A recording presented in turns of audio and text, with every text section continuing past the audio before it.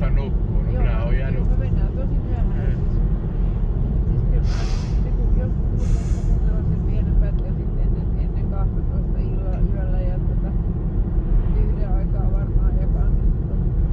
Oi jupraa, niin.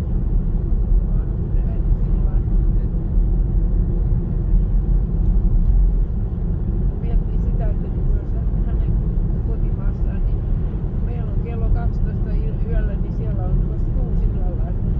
Niin. Ja menee, se aika menee siihen. Niin, joo. Hän niin kuin tavallaan elää sen kellon mukaan.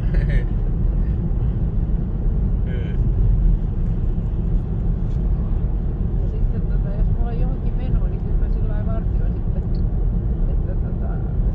sitä niin kuin heräämistä. Että jos mä niin kuin automaattisesti herään vähän aikaisemmin, Joo, enää joo. niin pysty nukkumaan sillä lailla, että ihan täysillä, niin ellei sitten ole ihan väsynyt. Niin.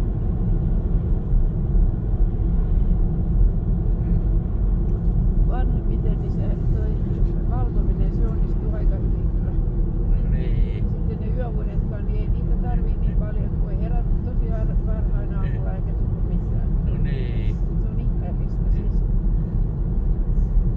Ja kyllä eri ihmiset, toiset vaatii 10 tuntia unta ja toiset pääsee 3-4 tunnilla. Joo, mutta mä en pysty nukkumaan niin pitkään. Ei joo, en mäkään 10 tuntia kyllä nuku. Ei se onnistu. Siis täytyy jaksottaa se toisella tavalla. Et siis paikallaan oleminen siis 10 tuntia sillä niin se on hankalaa. Joo. Ei käy enää. Joku nuori ihminen pystyy siihen, mutta ei sellainen niin kuin tosi pari 30 niin pystyy nukkumaan siis ihan melkein koko päivän. No niin. Ropassa. Niin. Ja jos mä nukun 10 tuntia, niin silloin on jo selkä kipeä. Joo, ei pääse sänkystä ylöskään, niin makuu haavoja. Lihakset jo kärsii.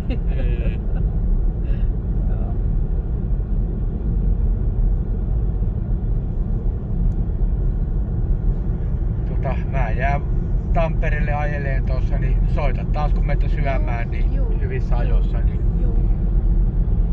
Hyvä.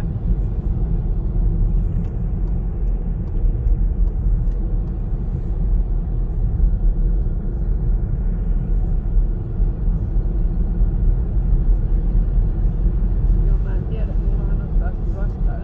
Niin, joo. Niin. Pitää varmaan käydä vielä. Mutta te menette kuitenkin syömään varmaan. Joo. Niin.